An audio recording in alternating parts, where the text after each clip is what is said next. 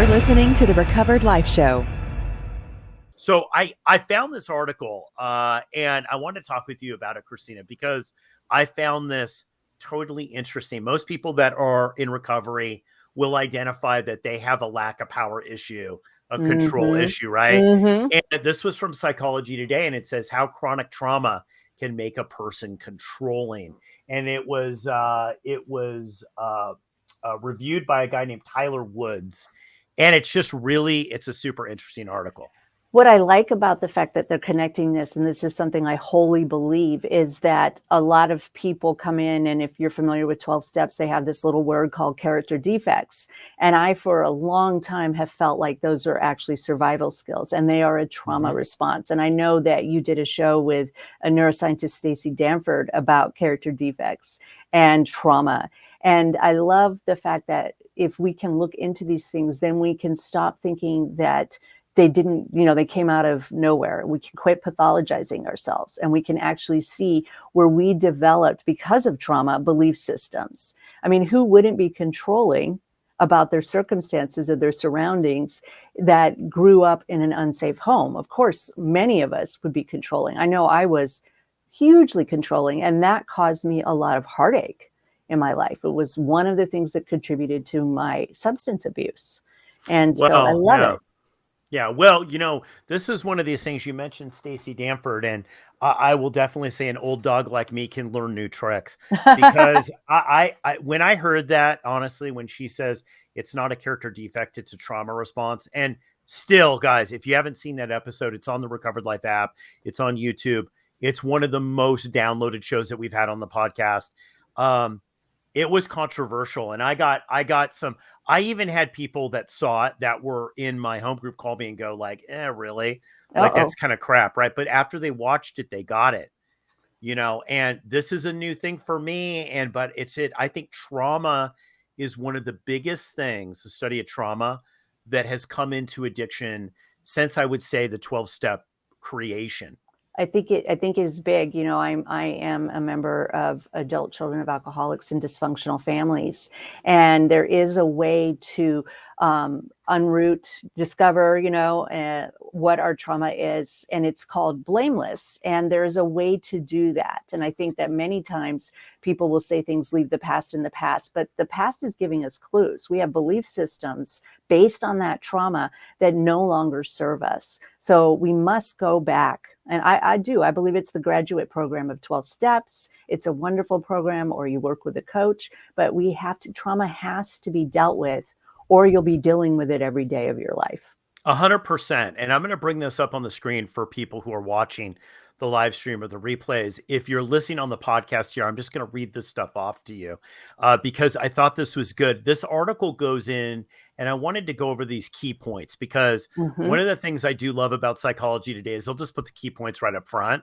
True. So if you're a little ADD like me, I don't have to wade through to figure out what's the point. A little bit. Just a little bit. Come on. It's as we're going to do an episode, ADD or my competitive edge. You know what I mean? So here's what it says. Interesting enough about chronic trauma, how it can make a person control it. It says victims of chronic trauma often have an overwhelming desire to control their surroundings. Absolutely. Do you find that to be? I find that to be the case.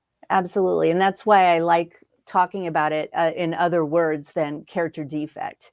It didn't come out of nowhere.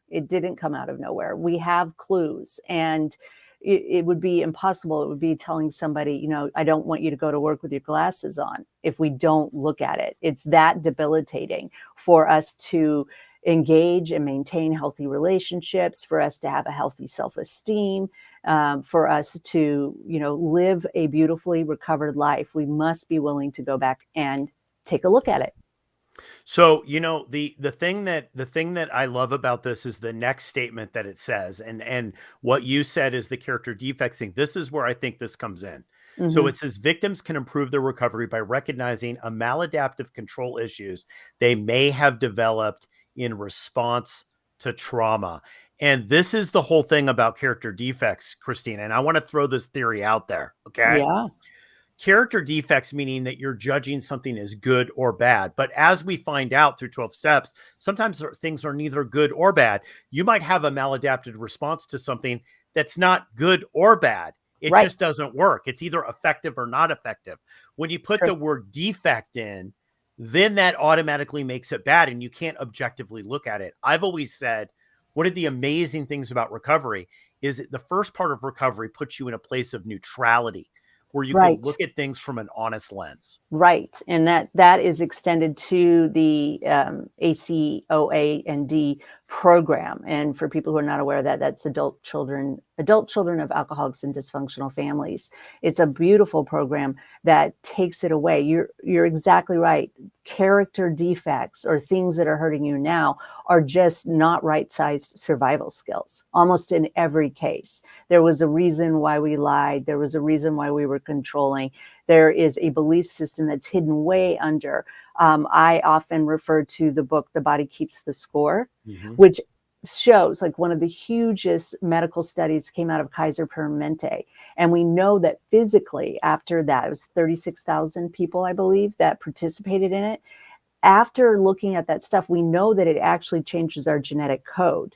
It, of course, is going to change our nervous system. It is, of course, going to make us want to be controlling because we have to protect ourselves. And it isn't until you're willing to look at the work and start to unwind it that you no longer have to have that. It's literally stripping something away from somebody, ripping that blanket away.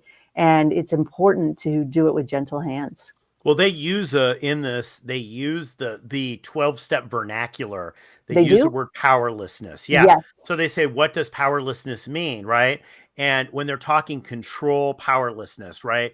And it says, it's interesting. The big takeaway, it says trauma victims can take back some of their personal power by impartially examining Yes. their needs for control, right? Like, so this is a huge win, I think, for anyone who's listening here, because it says, like, if you have control issues or you feel uncomfortable because you're not in control, right? Right. More importantly, just being able to impartially just step back and to examine this is like, why do I need to be in control here? Why do I need to have the outcome? Why can't I just do what I want to do or do what I need to do? Right. I'm right. Yeah. I don't need to be right. I don't need to be. Now, what's so interesting with this is I heard this from the very first week in recovery. What's that? Right. Well, these sayings like, just relax. You don't have to be in control. But now 30 years later, you know, they've been saying them for decades. 30 years later, now we have doctors that are saying, hey, you know what? This might be a trauma response. And how you do it is just impartially let go. It absolutely is. You know, the things that were discovered through the 12 steps 80 years ago, we are now getting scientific data backing it up. Absolutely. I love that part of addiction and realizing that, wow, this is really one of the, you know, most miraculous invention of all time on how to deal with your addiction. And, you know, I think that 100 years from now, people will look back and say, wow, how did they figure that out? That was the way to heal. How did they figure out how to overcome addiction? And there are many different programs out there. Most of them have some kind of component, though, around this, because if you don't heal the trauma, you will be holding your breath for the rest of your life. And that's a terrible state to be in. Well, look, this is the big science. I think this is the big science thing that's happened in the last 100 years. You know, I would say definitely 50 is this thing about trauma, this trauma response. And it's really kind of sad because you look at some of the ways in which the real world basically treats, right, trauma response, and they're not so compassionate. No. And there's a big, like, why can't you just get over it? And, Yes. like, why do you keep doing this? And this also, I think, explains a lot why a lot of people who have gotten into recovery that become obsessive compulsive, that have issues like that, right? Like, because that's really what it is. It's this patterning of this trauma response. It's going over and over and over and over. So painful. And when there's freedom for everyone, in this area. I mean, there's so many different things that we can heal trauma. There was for a lot of times people felt that PTSD was permanent. And now we understand that it's actually can be shrink as much as 80% through EMDR, through personal reflection, through all kinds of different modalities. There is so much help out there for you. Don't be afraid. Yes, absolutely. And I think one of the best things, with the big book of Alcoholics Anonymous, I'm just going to quote Okay.